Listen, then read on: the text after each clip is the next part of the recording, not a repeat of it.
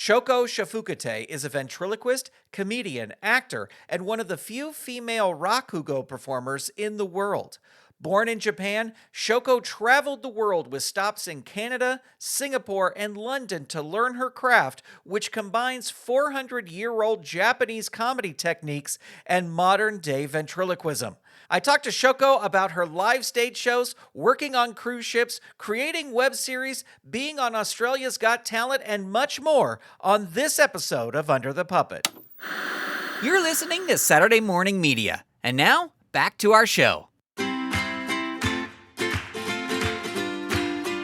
Welcome to the show that is preserving puppetry through the personal stories of professional puppeteers. My name is Grandpa Choco, and this is Under the Puppet. Showko Showfukutei, welcome to Under the Puppet. It's a pleasure to have you here. Having me, you pronounce perfectly. Thank you. I know it's very, very difficult. Yes. Thank you. My name is Showko Showfukutei, and thank you so much for having me. Well, I'm very excited to talk to you. I have been a big fan of the videos that you've posted, like on your Instagram page and your YouTube page, and I'm very excited to talk to you.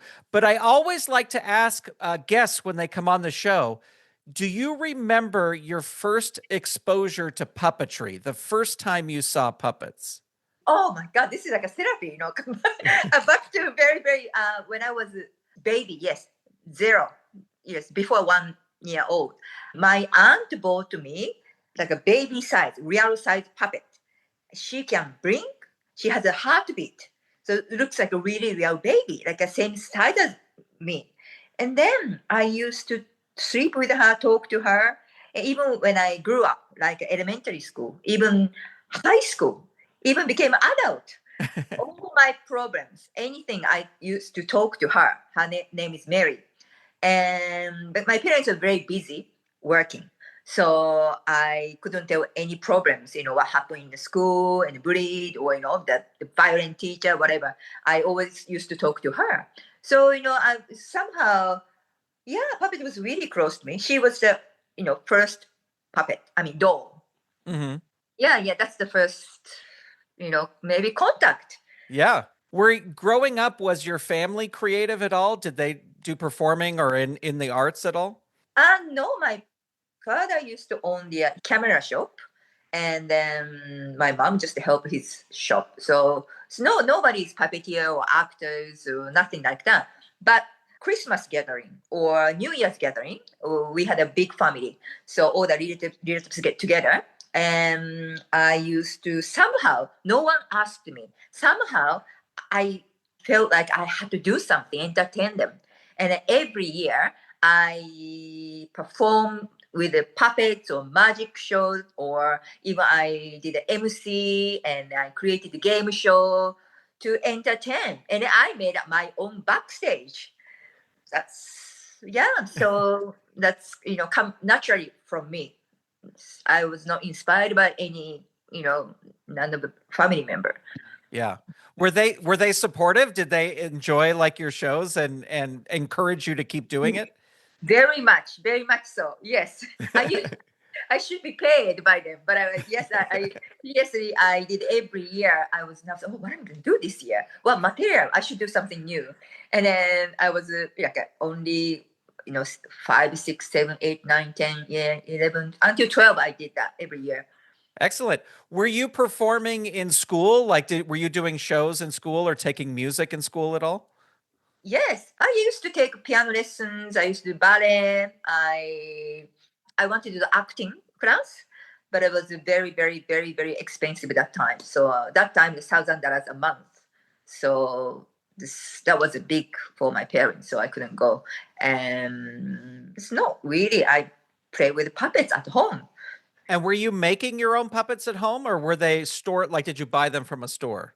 Oh, the beginning, of course, bought from stores, but I started making look like a puppets when I was, I think, grade 5, like about 10, 11 years old. I gave my Valentine Day in Japan. We give heart-shaped chocolate to favorite boys to confess, I like you, all the stuff. I gave my heart to my favorite boy, but he actually threw the my chocolate away. I don't want it. And it was really, the heartbreak. It's really, really shock. But I didn't give up. Maybe he doesn't like chocolate. So I decided to make it look like a puppet. The puppet looks like him. And I did it. And then together with the look like me puppet. And I gave it to him. I scared him away, of course. But that was the beginning. Yes, I started to make my own puppets. And it's self-taught. So I still make puppets now for my Yeah. show. So that's the beginning. And you just figured it out yourself? You didn't have any like a book or anything, a video to watch to figure it out?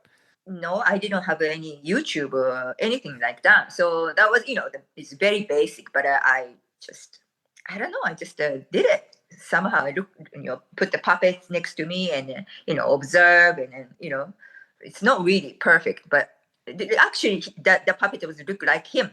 No, Yeah. that is great. That's great that you taught yourself. Now you went when you went to university, you decided to study psychology in Yeah. university. Why did you decide to go for psychology? What was it about psychology that attracted you?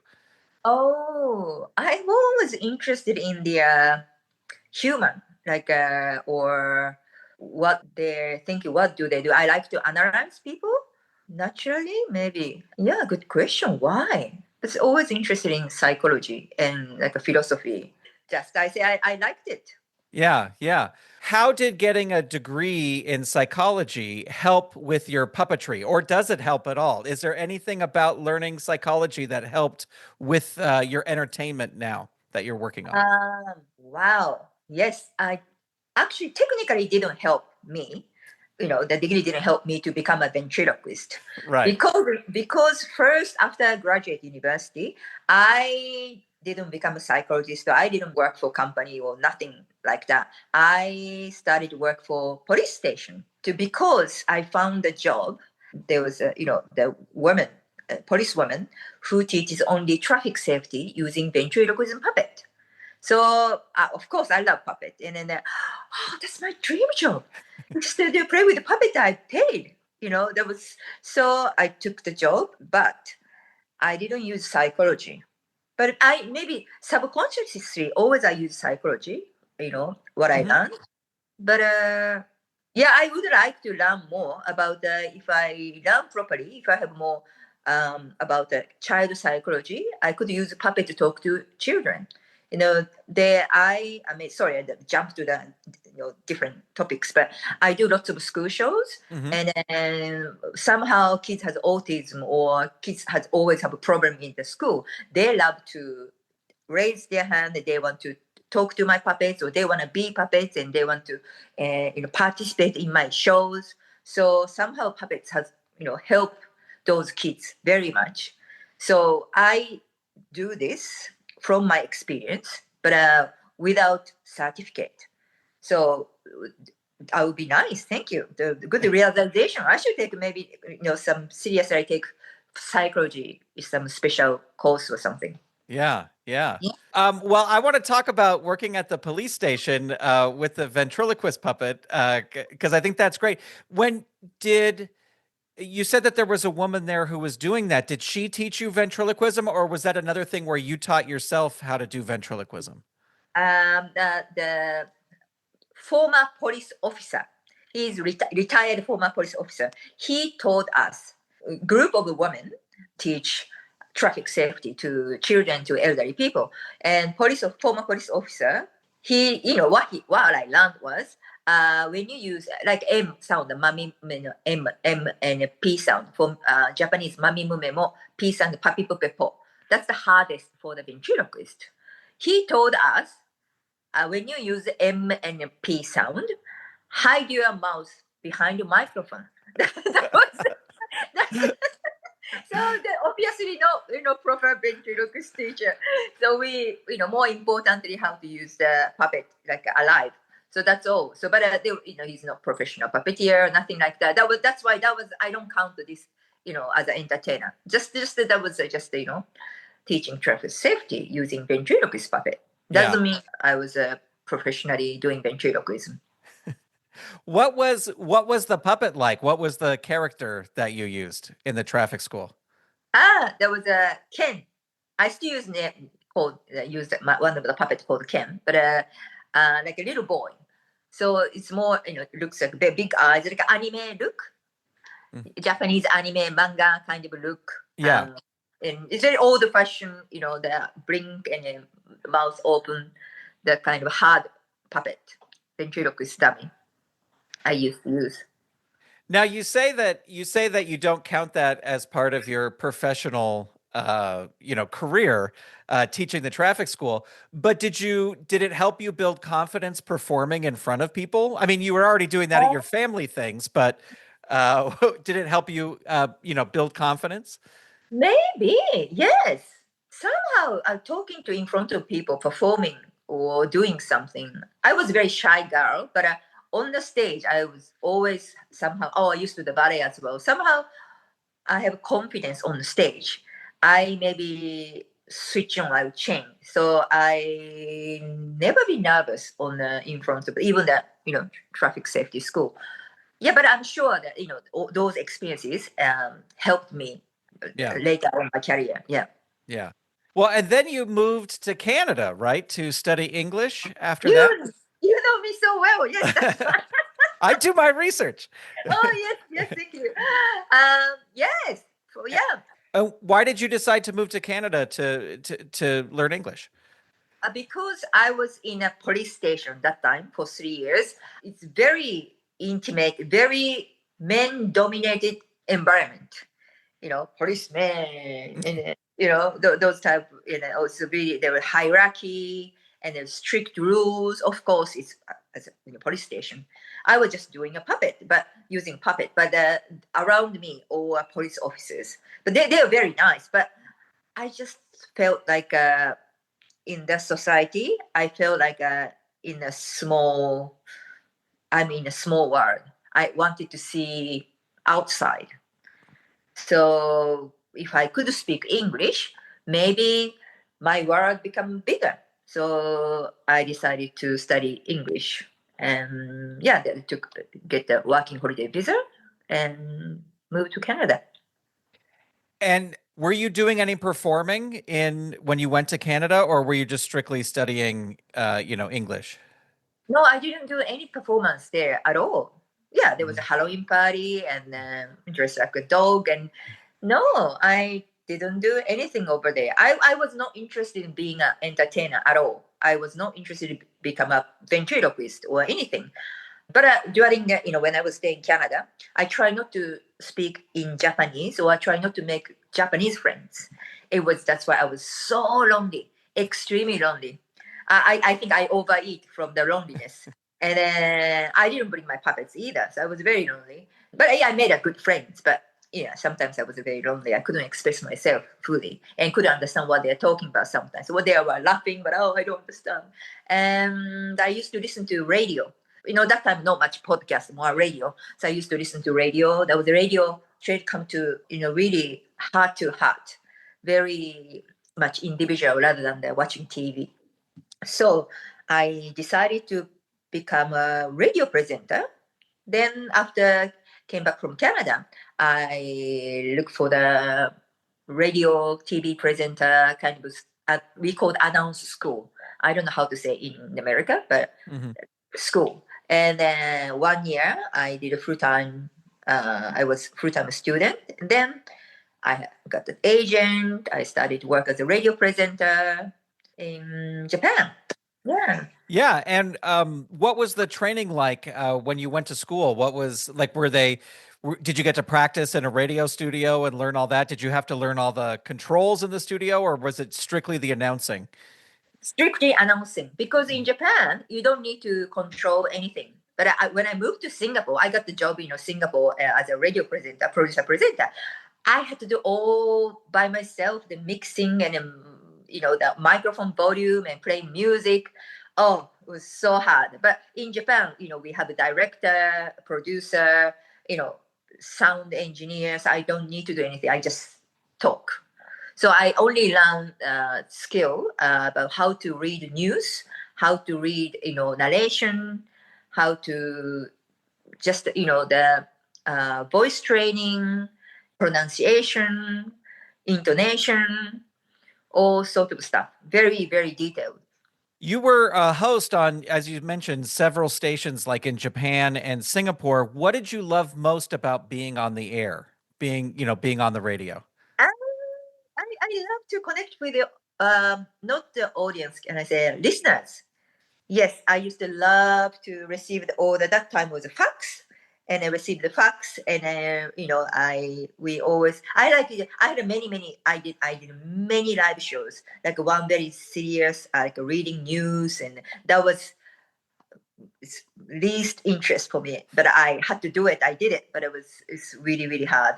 But I liked more like a variety show, talk show, and I always have like interview people, or I talk about one topics about today is Valentine's Day. They talk about Valentine's Day, or talk about first love, and we decide the theme of the day, and then we receive many faxes and read the listeners' fax, and we talk about it, laugh about it, and yeah, that was connection with the listeners. That's yeah, Now enjoyed them. you are somebody who in your shows now you do so many different voices. Did you do different voices while you were on the radio, or was it strictly like announcer? This is my announcer voice. On air, I use my voice. Yeah. I didn't use character voices, but I was lucky. There was a radio director. He came from Japan to Singapore. He actually directed me my character voices. So you can do character voices. But you used to ventriloquism, right? Say, yeah. And then I did many commercials using my character voices, and they like it. So I started to create more character voices without puppets. Yeah, because it's radio. So yeah, I use that. I use the character voices on the radio. Yes. Excellent. Well, it was through radio that you kind of went to your next I don't know, passion of your life, and that's Rakugo. And can you tell us for I was not familiar with it until I started researching for this interview, but can you tell people what Rakugo is and how you got involved with training? Yes, Rakugo is comic storytelling with 400 years of history and like a Japanese traditional art form. You need to have a master and to become a professional. So you have to be trained by master for 3 years, and then finally you become a professional. So the Rakugo we describe, we say it's easier way to say is as you have a stand-up comedy, we have sit-down comedy. We kneel on the cushion. It's not. It's like a sit down, like a kneel on the cushion, and then we use only this space and tell stories. And I have to act all the characters by myself, like a man, woman, or they, or animal, or old people, baby, whoever. I do all of them. But again, this is different from ventriloquism. I can't use the character voices. I thought it's perfect. I can do many different voices, but Rakugo usually prohibited you change the voices. But I created my style. Why not? And I use the character voices sometimes, and with the puppets. Yeah. So yeah. And how I became a Rakugo performer, I interviewed my master, Rakugo master. That time, he was my future Rakugo master on the radio, and he told me all about his story and life, and how he became a Rakugo performer, and how much he loved his job. He said he wanted to continue performing after he died. Oh, and it must be great. And I always wanted to use the puppet and then entertain people. So he encouraged me even on the show. Oh, all your dreams come true. You should do it. You can do it. I said, oh yes, thank you. And then I quit the radio job, and then I say goodbye to my that time boyfriend, and then I decided to become a protege. And so I asked him, you need to ask the master, and can I be a protege, please? Because he said, all your dreams come true. So yes, of course I thought he would say yes. And yes, thank you for your encouragement. I decided. And can I be a protege, please? He said, no. I said, what? Yeah, he was testing my guts.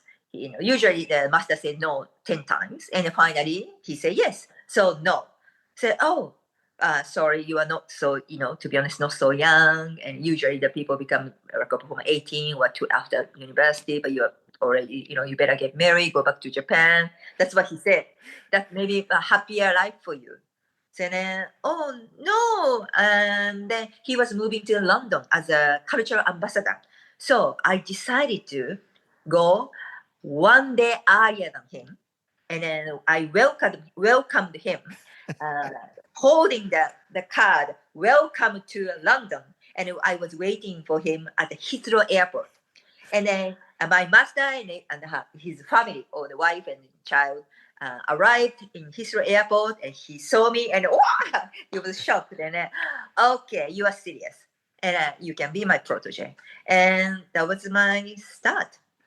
That is I love that story because it's such a great story to want something so much that you make this plan to get to London before he does. It's just a great story, and it shows determination. I mean, I don't know. It's a wonderful story, and thank you for sharing it.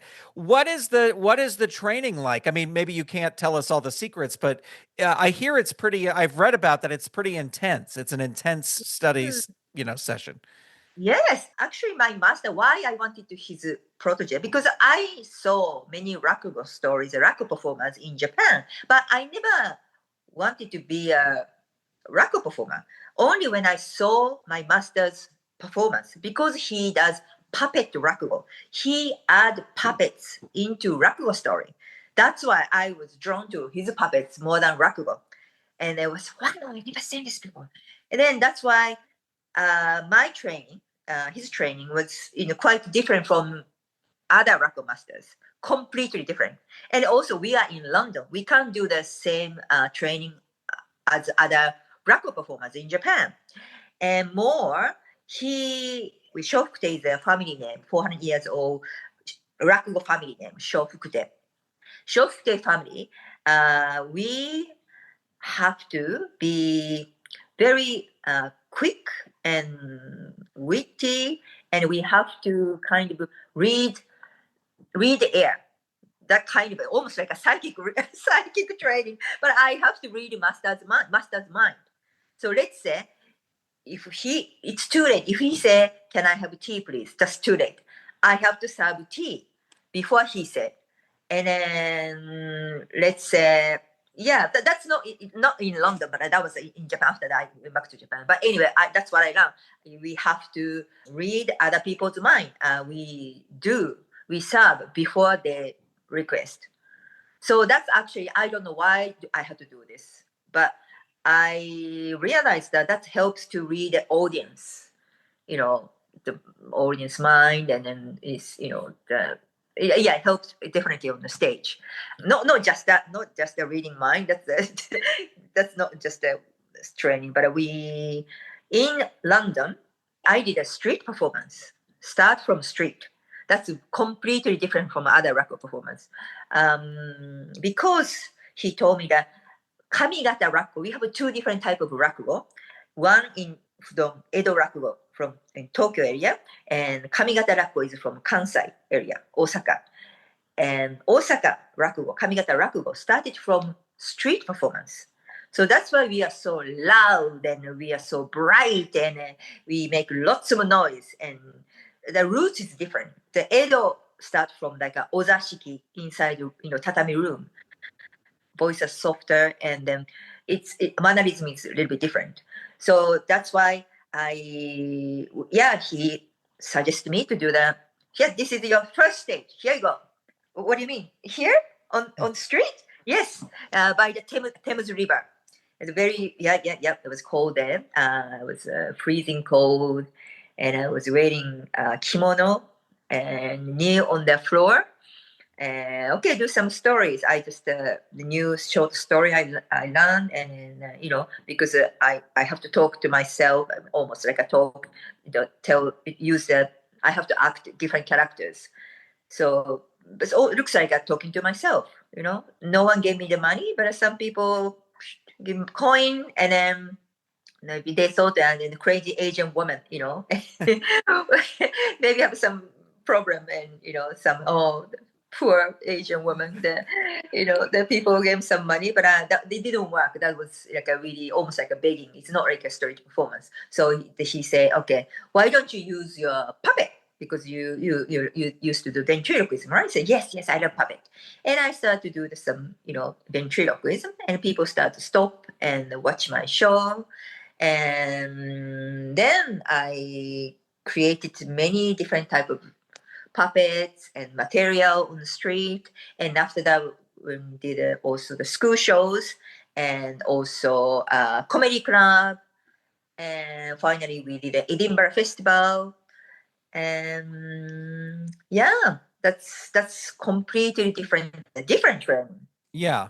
When you started performing on the streets, were you performing in English or were you performing in Japanese? In English, yes, it was hard, yes. And the other training, maybe the Rakugo training is we have lots of stories, and of course use sense tenugui props and all the stories learned from master. But the more important is backstage, like how to serve master, how to serve senior performers, because the junior have to serve senior performers and masters and serve tea or fold kimono. You have to fold kimono very, very neat, not 1 millimeter. It's you can't have that. It's really, really have to straight, and that's those type of thing. Like, yeah, I learned the stories, but that was harder part, and that's more Rakugo.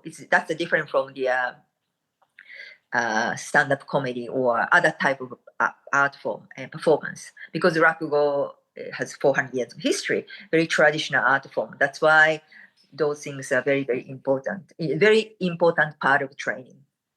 On your website, it said that you were like the only Rakugo performer trained outside of Japan. Is that correct? That's right. Moved to Japan, and then they trained in Japan under the master in Japan. But for me, because I was already in Singapore and I met my master in Singapore and then they moved to London, that's why naturally I was trained in London. Yeah, because my master was there. Right. Yes. Right. Well, you've performed all over London, Edinburgh, Melbourne. That's where you are now. How do you adjust your material for different cultures, or do you not adjust your material? Is your show just your same show? I adjust a little bit, like the words or place is make it more relatable. But I don't change much. Mm. And if you go have a show in Japan, do you do it all in Japanese? Do you? Yes, all in Yeah. Japanese. All in Japanese. Sometimes I do in English. Mm-hmm. So even Japanese people sometimes wanna listen to English show. So I do sometimes, or like a school, they study English. I do in English, but most of the time I do in Japanese. Excellent. Well, you also got to be on television in Australia on Australia's Got Talent. Yes. What was it like doing that show? Yeah, it was a good experience. Lots of waiting time. And it was a good experience. It was fun. A big stage and big audience and big applause, and I felt like a star. Really good. Yeah. Did you start getting after you did that show? Did you get like more popular? Where like more places wanted you to come perform there after you were on that show? Actually, yes, it helped. The exposure always help. Started to cruise show, and I been to also the U.S. as well, Washington University, and then Singapore and other part of Australia. Yes, it helped me. Yes. Yeah. Well, you also did an Amazon Prime special called Absolutely Normal. Um, Yes. and if I read this correctly, I want to make sure that I got this right. Did you work with Heath McIver on that Yes. show? Randy. Yes. Yeah, yeah. He was under the Randy felt face purple puppet. Yes, he's MacGyver. He directed my show. It was a really, really, really. He was amazing director and very fun to work with. Yeah, Yes. he's brilliant. We've had him on. He's been on the show before too, and Oh, he's just brilliant. Like I think he's one of the best puppeteers, and just like he's a comedy mind in the performing today. He's brilliant. so funny. And he's doing very, very well in the US. He is, yes, Amazing. Yes. yeah. So what was it like putting together that show? Did you already have that show and were working that show for a while before you recorded it, or did you put the show together just for the special? No, I already had a show, and he's MacGyver directed for the comedy festival. And then after that, I tweak a little bit. When you perform more, you got a more idea. You want to tweak to make it a little bit, different, or it's always time also. The trend, not trend though. We always evolving, changing. Mhm. So naturally, I've changed a bit. Then Heath MacIver directed my theater live show, but that one was yeah, little bit. I changed a little bit, but I asked his permission. Can I change that piece? I want to change that, but it's okay. So I want to add this puppets and this on the audience head. Oh, it sounds fun. So why don't you? And then yeah, he was very busy, so yeah, I couldn't show him that part, new part. But yeah, What I love about Melbourne, like you and I talked before this interview, that I went with Puppet Up down to Melbourne years ago, and what I loved was like the comedy festival is such a big thing down there, and we have fringe festivals here in the United States, but they're not on the size as like that comedy festival. And then I don't know, it's such a great atmosphere to create, I think, because you can do a show and have people come because the festival is, and the festival's all over Australia. I know Heath as Randy and Sammy J, they used to tour, yeah. do the for a whole year. You could do the same show all over. And it just seems like Melbourne and Australia just seems like a wonderfully creative place to work on shows. Yes, I think so. Yes, people are very supportive, and we have a very, especially Melbourne has a very creative support, and audience are very smart, very educated for watching a live shows. So very, yeah, I'm lucky to be here. It's a wonderful place to create something new Yeah. and keep doing it. Yes. Yeah. Are you still like, do you still create new shows? Are you still working on new projects? Yes, I'm always creating something new. Otherwise, I don't know. I have to always make something new. I am doing a YouTube show, and creating something I wanted to do because I always work with a teenager. So I wanted to make something. It's not just a comedy. I started laugh, zen, and be happy. Something to a little bit of education about introducing Zen mindfulness with the puppets, teenage puppet called Takeru, and it's my challenge is comedy and zen. It's I don't want to be too serious, but if we're teaching something and it's not become funny, so the balance is very important. That's I'm trying to do. And also I would like to create next maybe comedy festival. I'm thinking about the 1 hour solo show, completely new show. That's what I'm planning. When you're in the process of putting together a new show, do you sit and are you writing it out, or do you go and or do you go improvise, or do you test it in front of audiences and that's how you put together your show? What's your process for putting together a show? Usually I try bits and pieces in front of audience to see if it's working or not. And I put them together. I tried and tried and tried, tweak and tweak and tweak. That's all I do. Of course I need to write it down first. I have to write the story, but and usually I used to do more like based on 400 years old history, Rakugo stories, tweak to the new, like kind of modern story, modern characters. Now I'm kind of interested in something. I don't need to be like a. I'm not gonna do maybe based on Rakugo story. More like current topics almost like my experience. But I want to do into the Rakugo using Rakugo techniques, but the stories are new and me and with the puppets. That's what I want to do. Yeah, well, let's talk about some of your puppet characters because your puppet characters are so great. And of course, I have to ask about Sushi Master. Where did Sushi Master come from? The idea for him. I know this sounds like he was born. Looks like he was born in Japan, but not. I created his character in Melbourne, and when I moved to Melbourne, wow, Australian love sushi. I've never seen people eating sushi like hot dogs. And in Australia, there's a school lunch. Then everybody's eating sushi, like a hand rolled sushi, like walking and eating like almost like a hot dog. In Japan, we sit down, eat with chopsticks. We don't eat like that, but they really casually eat. So and then sushi everywhere.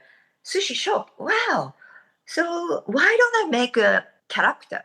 Something. Oh, maybe sushi master. How about the sushi master? And he created funny sushi.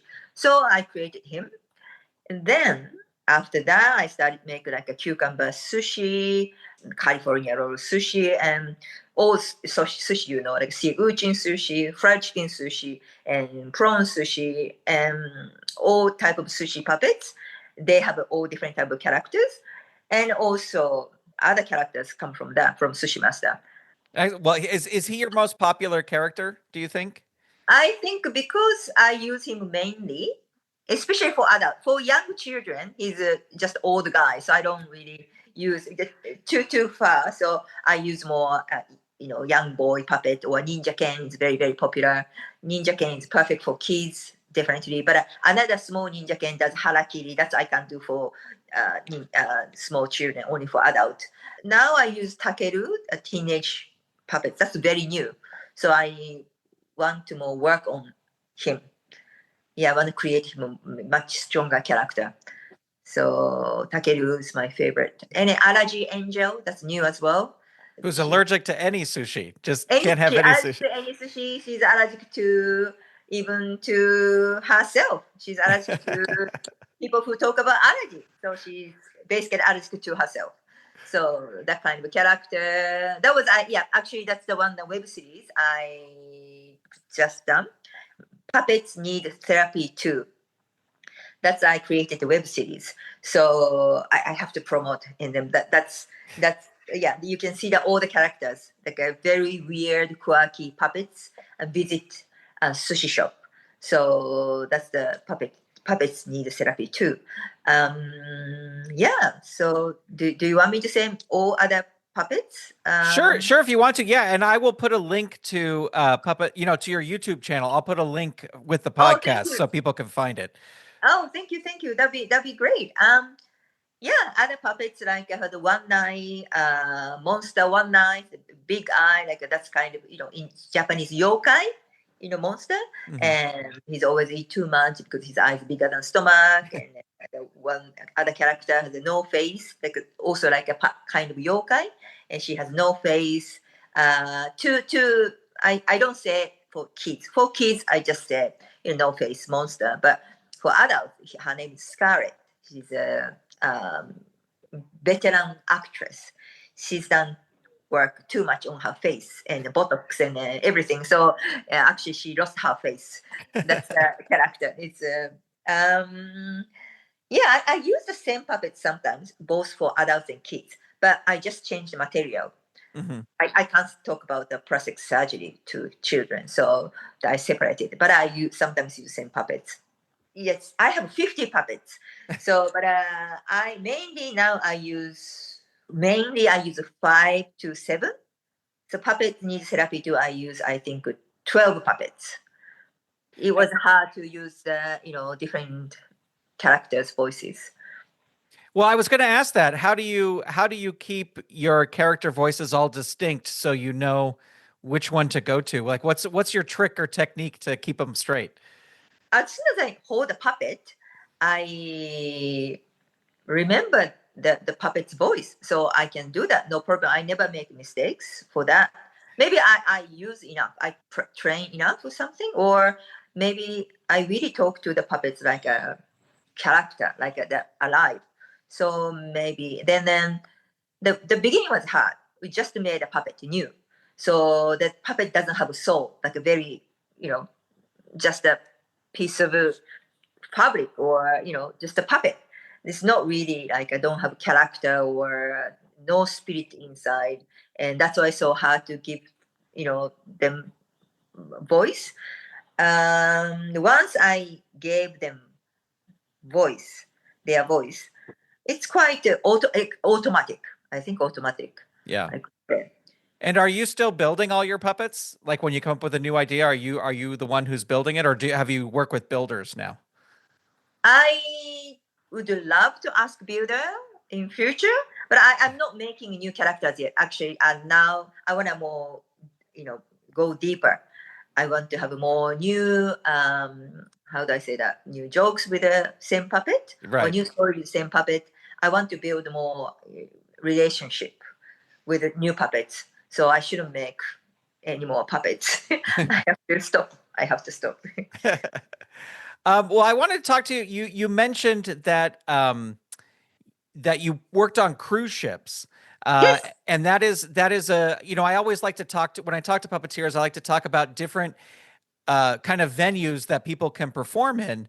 And I would love to know, what was it like working on a cruise ship, and did you have to have like, I've always heard you have to have two different shows to work on a cruise ship, in case people come back and see you. But what was it like working on a cruise ship, and did you find it enjoyable? Can I tell the truth? Sure, absolutely.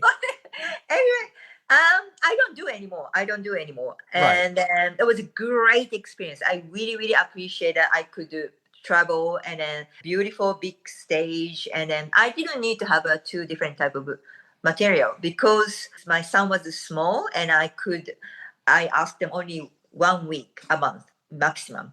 So I only have one or two performances during 1 week stay. So, but I had to stay in the ship for 1 week. But that was great though. It was, how can I complain 1 week in the ship? It's like a glass of champagne, watching a sunset from, this beautiful setting, sea view, of course, always sea view, and glamorous, cruise ship. Yes, it was great. But some people, two different type of, I think, people. People who loves to be with people all the time. Let's say when you finish show, you can talk to audience. You can, enjoy talking to them, and conversation, with audience. But for me, I could talk to performers or entertainers, or but I'm not really good at talking to audience off stage. So after I finish, I wanna be myself. I don't want to talk to them. I can do entertain on the stage, but not really in the ship. So I usually in the room, eating in the room, so drinking in the room. That's not really good, isn't it? And especially when I remember that, and then cruise ship, that ship has more elder people, like over 80 years old, and there was a near the Japan Sea. I don't know why. Because of myself in the room, I was eating, drinking, and watching a movie. So that was I was doing, and somehow I don't know why they always play movie about death. I don't know, maybe relatable to the audience. I don't know why. And then it's like for the near Mount Fuji, like a suicidal forest or something, about that story, and really, oh my god, very, very depressing. Anyway, sorry, it sounds very depressing. So yes, I had a great time, but it's maybe It's not what you would choose to do today. no, sorry, I don't know how to use the ship. These are great things, and many people are doing it, and Yeah. it's an amazing job. But now I would like to do the film, and I would like to do I want to be on the land. Right. Yeah. Right. Yeah. I understand that. How do you get your bookings? Do you have an agent who books you with shows, or do you book them yourself, or what's your process for getting gigs? Oh, at the gigs, yes, in Japan, most likely in the industry, like other record performers, or like the event company that contact direct to me, because through my website actually. And then here also through my website from booking at the showkocomedy.com. People book me direct. And when I did a cruise, there was a cruise agent. They booked me. But now I'm free for the comedy, but I have an agent for my acting. I have an acting agency, Williams Management. So for anything about acting, commercial, go through them. Excellent. Well, and I highly recommend any puppeteer or performer to go look at your website because your website is so great. It's easy to easy to find what you're looking for, and there's a lot of information. It's a really great website. So I think people, Thank you I'll put a so link much. to that. Oh, thank you. Nice to hear that. I thought I put too much. No, no, no, no. It's great because everything, I got a lot of questions just from reading your website, like to ask you about because your website is very thorough. But I wanted to ask, you mentioned film. You have a film coming up that you were in, correct, Yes. called Saccharine. Can you tell us, maybe you can't tell us exactly about the film, but what it was, what it's about, what it was like working on it? Was my dream came true. Yes, I the first my dream was my little girl was I wanted to be an actress, and then but I look at my mirror, nah, compared to the other actresses on the TV, this is so beautiful. But I saw one character. She just passed away. She was really a comic character, and she was only 20 years old, but she acted the old woman. And she's so funny. She's not like a typical. She's beautiful from inside, but it's not typical, beautiful actress look. And she was big, and I want to be like her. I want to be like her.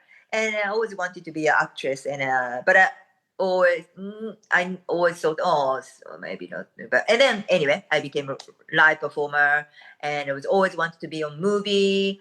Yeah, got the audition, and that's movie about. I can't tell so much. They are releasing. I can't even tell when, but the post production time now. But the Saccharine is horror movie and great, great, great horror movie. Not just a scary horror, very good story about daughter and parents and relationship. Saccharine. Saccharine is a horror movie with a famous American actresses there as well. So she's my daughter. Oh, I wow. acted Yeah. mother of her. Yes. Excellent. Well, we'll look forward to that. I'll put a link to the IMDb page for the movie so people can keep an eye on it Oh yes. when it's going to come out. But very Yes. exciting. Are there more movies and TV shows in the future? Or is that what you're looking for? I yes, I just got an audition, so I'm not sure. So it's always yes, Yeah. for the opportunity. But I'm pitching my idea to production company and lots of preparations. And yes, anything happen, I will put on my website or on social media. Excellent. Well, as we start to wrap up here, I wanted to touch on one thing that you talked about before is that you do school shows and you do go into school shows. Can you talk about the types of shows that you do in school? Because they're also like you mentioned before, like about Zen and educational. These are educational shows as well. Yes, yes, that's right.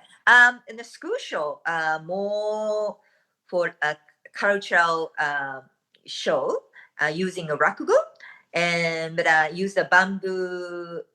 We call the Nankin Tamasere. Called the looks like a jumbo sushi man, but that bamboo art I can change the different into different forms, so I can make the Eiffel Tower or London Bridge or anything. So I show them the bamboo art, and then the kids can try. And after that, I do the Rakugo introduction and let the kids try Rakugo mime.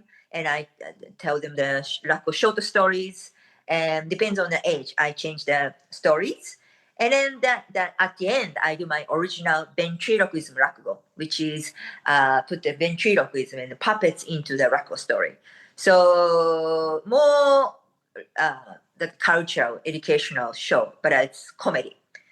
And yeah, I really, really enjoy perform with them and perform Yeah. for them, but Momoseka perform with them. Right, right. Well, Yeah, it's great. so great. You do so much, and it's really an inspiration to talk to you because of all the different things that you do. I always like to end every interview by asking, what is the highlight of your career so far? Highlight of my career. Oh, okay. Sounds like I was almost say on the movie. I was almost say I'm in a feature film, but actually my highlight was very, very, very small, more inside.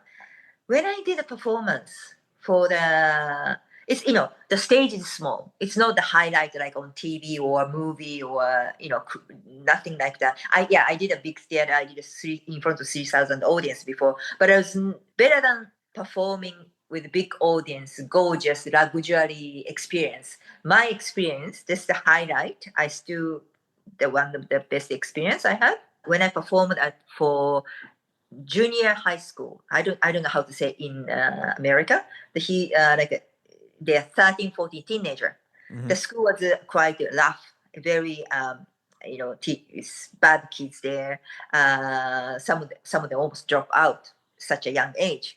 So I performed there, and then teacher was surprised that many kids usually they don't listen to teachers. They raise their hand, and then I pick one boy and I didn't know who he was, but I just picked one boy. Somehow, teacher told me I'm good at picking, choosing people. So I picked him, and he did a rakugo mime with me, and using a sensu tenugui. Sensu is folding fan. Tenugui is a handkerchief.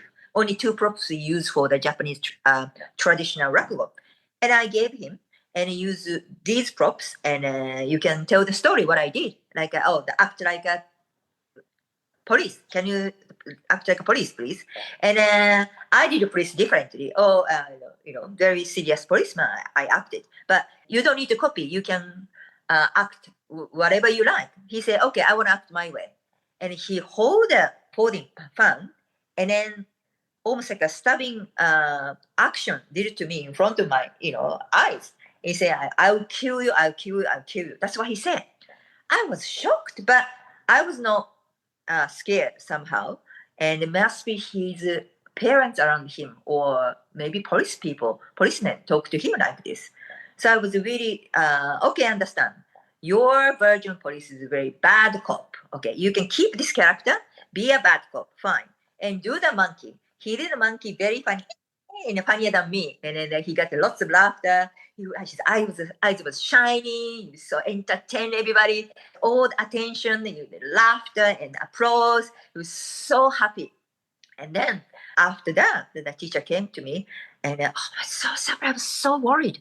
I thought he's gonna hurt you. So, why? Because he's really, really had troublemaker. He was almost dropping off, and actually, school was about to kick him out. But we wanted to give him some chance, and then he did so well. So I'm hoping he became a actor in future, become a comedian, such as, small little things. I hope he remember that moment. He was a star and a hero on the stage. So yeah, I pray for him. I'm hope he's doing well. So that's, I don't know. It's No, okay. That's not really no, too that's long. Sorry. beautiful. Yeah, no, that's good. Well, I just want to thank you so much, Shoko, for taking the time to talk to us today. I really loved hearing your story, and it really means a lot that you were on the show. Thank you so much for having me. I enjoy talking to you. I hope you understand. Sometimes I mumble, and then my English. I hope you understand everything. And anyway, check my social media. You might understand me more. Many thanks to Showko Showfukutei for being on the show. For links to some of the things we discussed on this episode, check out the show notes over at underthepuppet.com for episode number 109. And if you'd like to hear even more of my conversation with Showko, it's available to the bonus content patrons over at patreon.com/Saturday Morning Media. I would like to send a special thank you out to all the Saturday Morning Media Patreon patrons who help make this show possible. Patreon patrons at the producer level and above who get a special shout out are Eve Cunning, Kathy Crawford, Tony Urbano, Brandy, David Akers, Paul, Scott Armstrong, Ricky Chavez, and Lee Thompson. To become a patron, visit patreon.com/Saturday Morning Media, and thank you for your support. Well, that's going to do it for this episode of Under the Puppet. If you have any questions, suggestions, or feedback about the show, send them via email to underthepuppet@gmail.com, or you can connect with the show on Instagram or Facebook by searching for Under the Puppet. And don't forget to tell a friend about the show. This episode featured music by Dan Ring and was expertly edited by Steven Staver. Thank you so much for listening. Under the Puppet is copyright 2025 Saturday Morning Media Grandpa Choco Executive Producer, all rights reserved. www.saturdaymorningmedia.com. You've been listening to Saturday Morning Media. Stay tuned, we'll be right back.